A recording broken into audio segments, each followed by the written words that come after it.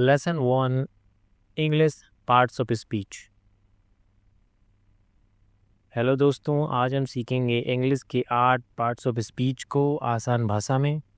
अगर आप इंग्लिश बोलना चाहते हैं तो ये जानना बहुत ज़रूरी है। चलिए शुरू करते हैं। देखिए दोस्तों, पार्ट्स ऑफ स्पीच इतने प्रकार के होते हैं। नंबर 1 है आपका नाउन, जिसको हम हिंदी में कहते हैं संज्ञा। नंबर 2 प्रोनाउन, जिसको हम हिंदी में कहते हैं सर्वनाम। नंबर 3 है हमारा वर्ब, जिसको कि हम कहते हैं क्रिया। नंबर 4 है हमारा एडजेक्टिव, जिसको हम कहते हैं विशेषण। नंबर 5 एडवर्ब यानी क्रिया विशेषण। नंबर 6 प्रपोजिशन पूर्व सर्ग। नंबर 7 कंजक्शन यानी कि संयोजन। और नंबर 8 इंटरजेक्शन यानी कि विस्मयादि बोधक शब्द। दोस्तों, अगर नाउन की बात करें तो नाउन क्या होती है? नाउन को हिंदी में कहते हैं संज्ञा। अब संज्ञा क्या होती है देखें। किसी व्यक्ति, जगह, चीज़ या विचार का जो नाम होता है उसको कहते हैं हम संज्ञा, या उसी को हम कहते हैं नाउन। फॉर एग्जाम्पल, अगर मैं कहेंगे पर्सन व्यक्ति, एक व्यक्ति है जिसका कि नाम है राम और प्रिया, तो ये जो नाम है राम और प्रिया, ये भी हमारे नाउन है। अगर प्लेस की बात करें तो प्लेस यानी कि किसी जगह का नाम है, जैसे कि दिल्ली और स्कूल, ये जगहों के नाम है, लिहाजा इनको भी हम कहेंगे नाउन। थिंग यानी कि कोई चीज़ या वस्तु, जैसे कि बुक या पेन, तो ये भी हमारे नाउन ही होते हैं। आइडिया यानी कि विचार या कोई भावना, जैसे कि लव और हैप्पीनेस, तो इनको भी हम कहेंगे नाउन। चलिए दोस्तों, सेंटेंस एग्जाम्पल से समझते हैं।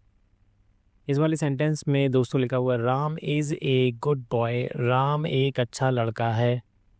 तो इस वाले सेंटेंस में राम एक नाउन है, क्योंकि ये किसी व्यक्ति का नाम है, और किसी व्यक्ति के नाम को ही कहते हैं संज्ञा।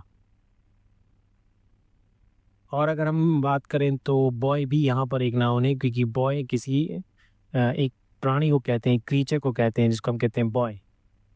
तो बॉय भी हमारा एक नाउन है। उसी तरह हमारा दूसरा एग्जाम्पल है आई लव माई स्कूल, मैं अपने स्कूल से प्रेम करता हूँ, या मैं अपने स्कूल को बहुत चाहता हूँ। तो इस वाले सेंटेंस में दोस्तों अगर हम कहें तो स्कूल यहाँ पर एक नाउन है, क्योंकि स्कूल एक जगह का नाम है। चलिए दोस्तों, एक छोटा सा क्विज करते हैं कि क्या ये नाउन है या नहीं, आपने बताना है। आप बताइए कि क्या एप्पल एक नाउन है? तो यस, एप्पल एक नाउन है, क्योंकि एप्पल एक वस्तु का नाम है, एक चीज़ का नाम है, एक फल का नाम है। लेकिन अगर हम कहें कि रनिंग क्या ये नाउन है या नहीं है? तो नहीं, रनिंग नाउन नहीं है, क्योंकि ये एक वर्ब है, जिसको हम आगे डिस्कस करने वाले हैं। दोस्तों, हमारा दूसरा पार्ट्स ऑफ स्पीच का भाग है, जिसको हम कहेंगे प्रोनाउन यानी कि सर्वनाम। सर्वनाम किसे कहते हैं दोस्तों? नाउन की जगह पर प्रयोग किया जाता है, यानी कि वो शब्द जो नाउन की जगह पर इस्तेमाल किया जाता है। फॉर एग्जाम्पल, हम सेंटेंस में इस्तेमाल करते हैं आई यानी कि मैं, यू यानी कि तुम, ही माने वह, शी माने वह, इट माने यह, वी माने हम, दे माने वे। तो इस तरह के जो लफ्ज़ होते हैं जो सेंटेंस के शुरू में इस्तेमाल किए जाते हैं नाउन के स्थान पर, उनको ही हम कहते हैं प्रोनाउन। चलिए दोस्तों, सेंटेंस से समझते हैं। यहाँ पे लिखा हुआ है सी इज़ माई फ्रेंड, वह मेरी दोस्त है। तो यहाँ पे दोस्तों सी हमारा प्रोनाउन होगा, क्योंकि ये किसी के नाम की जगह पर इस्तेमाल किया है। अगर मैं कहूँ कि Geeta is my friend, Geeta मेरी अच्छी दोस्त है, लेकिन अगर गीता के स्थान पर हम इस्तेमाल करें शी, तो ये एक प्रोनाउन हो जाएगा, क्योंकि ये नाउन की जगह पर इस्तेमाल किया गया। उसी तरह से हमारा दूसरा एग्जाम्पल है they are playing in the park, वे पार्क में खेल रहे हैं। तो यहाँ पर भी दे का इस्तेमाल हमने किया है, जो कि एक प्रोनाउन है, क्योंकि इसको भी नाउन की जगह पर इस्तेमाल किया गया। एक छोटा सा क्विज दोस्तों कि ही किसकी जगह लिया गया है? किसी व्यक्ति का नाम, तो ही हमारा नाउन प्रोनाउन कहलाएगा। दोस्तों, हमारी अगली पार्ट्स पे स्पीच है वर्ब जिसे कि हम हिंदी में कहते हैं क्रिया। क्रिया क्या होती है दोस्तों? कुछ करने का काम या एक्शन। जब भी हम कोई काम करते हैं, कोई एक्शन करते हैं, तो वो हमारी क्रिया होती है। फॉर एग्जाम्पल, ईट माने खाना, प्ले यानी कि दौड़ना, रन यानी कि भागना, राइट यानी कि लिखना, गो यानी कि जाना। ये सारी ही हमारी क्रियाएं, क्योंकि ये सारे एक्शंस हैं, ये सारी क्रियाएं हैं जो हम करते हैं। चलिए दोस्तों एग्जाम्पल से समझते हैं। आई ईट एन एप्पल। आई ईट, मैं खाता हूँ, एन एप्पल, एक सेब। मैं एक सेब खाता हूँ। तो यहाँ पे दोस्तों ईट हमारी वर्ब होगी, क्योंकि ये एक एक्शन है जो हम करते हैं। उसी तरह they play football, way football खेलते हैं, तो यहाँ पर प्ले हमारी वर्ब हो जाएगी, क्योंकि यहाँ पर प्ले एक क्रिया का नाम है। क्विज की अगर बात करें दोस्तों, तो डांस क्या होता है? डांस भी एक वर्ब है, क्योंकि डांस के माने होता है नाचना। दोस्तों हमारी अगली पार्ट्स ऑफ स्पीच है एडजेक्टिव, जिसको हम कहते हैं विशेषण। दोस्तों विशेषण क्या होता है देखते हैं। नाउन या प्रोनाउन के बारे में बताते हैं कि कैसी चीज़ है। विशेषण वो शब्द होते हैं जो नाउन या प्रोनाउन के बारे में हमें जानकारी देते हैं कि वो कैसी है। फॉर एग्जाम्पल, गुड यानी कि अच्छा, ब्यूटीफुल यानी कि सुंदर, टॉल यानी कि लंबा, स्मॉल यानी छोटा। यानी कि अगर ये वर्ड हमें ये बताएं कि उस नाउन या प्रोनाउन कैसे हैं, तो ये हमारे विशेषण कहलाएंगे। चलिए दोस्तों एग्जाम्पल से समझते हैं। She is beautiful. शी माने वह, इज़ माने है, ब्यूटीफुल यानी कि खूबसूरत, वह खूबसूरत है। तो यहाँ पर हमारा जो वर्ड है दोस्तों ब्यूटीफुल, ये हमारा एडजेक्टिव है, क्योंकि ये शी यानी कि प्रोनाउन या नाउन की विशेषता को यहाँ पर बता रहा है। दोस्तों हमारा दूसरा सेंटेंस है this is a big house. तो दोस्तों इस वाले सेंटेंस में this is a big house, house की विशेषता क्या है दोस्तों कि वो बहुत बड़ा है। यहाँ लिहाजा यहाँ पर जो वर्ड है बिग, ये हमारा विशेषण कहलाएगा। उसी तरह दोस्तों रेड किसका वर्णन कर रहा है? एप्पल का। उसी तरह रेड भी हमारा विशेषण होगा। आगे देखते हैं दोस्तों, अगला हमारा पार्ट्स ऑफ स्पीच है एडवर्ब, जिसको हम हिंदी में कहते हैं क्रिया विशेषण। क्रिया विशेषण क्या होता है? वर्ब, एडजेक्टिव या अन्य एडवर्ब के बारे में बताते हैं कि कैसे, कब, कहाँ, कितनी बार। जी, ये वर्ब, एडजेक्टिव या अन्य एडवर्ब के बारे में हमें ये बताते हैं कि कैसे, कहाँ, कब, कितनी बार। फॉर एग्जाम्पल अगर मैं कहूँ कि क्विकली, क्विकली का माने होता है जल्दी से। स्लोली मतलब स्लो यानी धीरे धीरे। वेरी माने बहुत, ऑफन माने अक्सर। इस तरह के जो वर्ड होते हैं वो ही हमारे होते हैं एडवर्ब। फॉर एग्जाम्पल अगर मैं कहूँ कि सी रन्स क्विकली, वह रन्स यानी कि दौड़ती है, भागती है, क्विकली जल्दी से, तो वह जल्दी से भागती थी। यहाँ पर जो वर्ड है दोस्तों क्विकली, ये किसकी विशेषता बता रहा है? यहाँ पर ये इस वर्ड यानी कि रन्स की विशेषता बता रहा है कि वो दौड़ती है। कैसी दौड़ती है? क्विकली, जल्दी से दौड़ती है। तो जो वर्ब, एडजेक्टिव या अन्य एडवर्ब के बारे में बताते हैं कि कैसे, कब, कहाँ, कितनी बार, या उनकी भी विशेष वर्ब, एडजेक्टिव या एडवर्ब की विशेषता बताते हैं, उनको हम कहते हैं क्रिया विशेषण। उसी तरह दोस्तों हमारा एक और वर्ड है, एक और सेंटेंस है, he is very tall. He is, वह है, वेरी टॉल यानी बहुत लंबा। तो यहाँ पर जो वर्ड है दोस्तों वेरी, ये टॉल की विशेषता बताता है कि कितना लंबा है, बहुत लंबा। लिहाजा ये जो वर्ड है हमारा, ये भी हमारा क्रिया विशेषण रहेगा।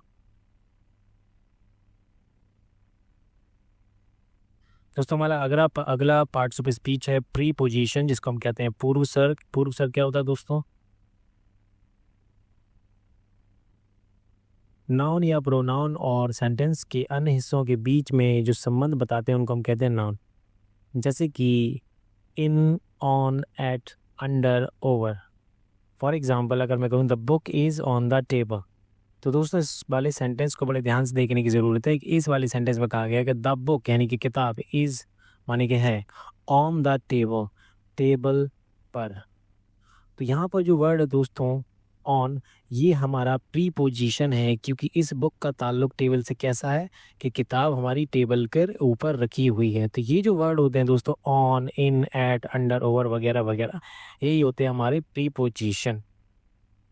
उसी तरह हमारा अगला सेंटेंस है दोस्तों, he is sitting under the tree, कि ही इज़ सिटिंग, वह बैठा हुआ है, कहाँ पर? अंडर द ट्री, पेड़ के नीचे।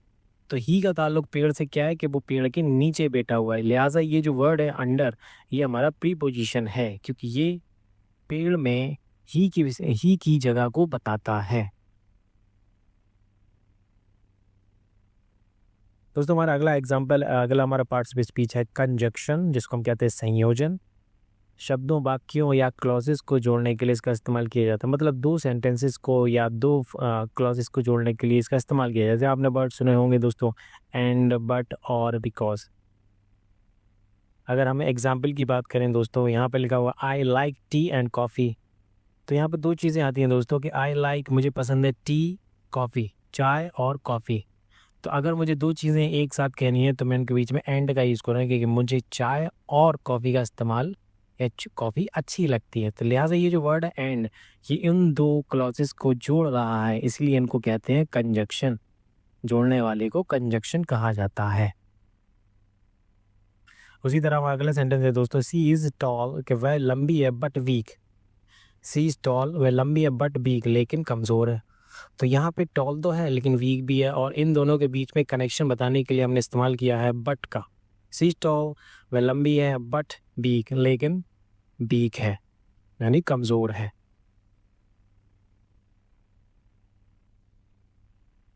और दोस्तों हमारा आखिरी पार्ट्स ऑफ स्पीच है इंटरजेक्शन, जिसको हम कहते हैं विस्मयादि बोधक शब्द। मीनिंग, भाव या फीलिंग दिखाने के लिए हम जिन शब्दों का इस्तेमाल करते हैं उनको हम कहते हैं विस्मयादि बोधक या इंटरजेक्शन। फॉर एग्जांपल, अगर मैं कहूँ ओ मतलब अरे, वाओ यानी कि बहुत बढ़िया, हे माने हे, अलास मतलब अफसोस। तो इस तरह के जो वर्ड होते हैं आपने कभी देखे हो किताब में, तो उनको हम कहते हैं इंटरजेक्शन।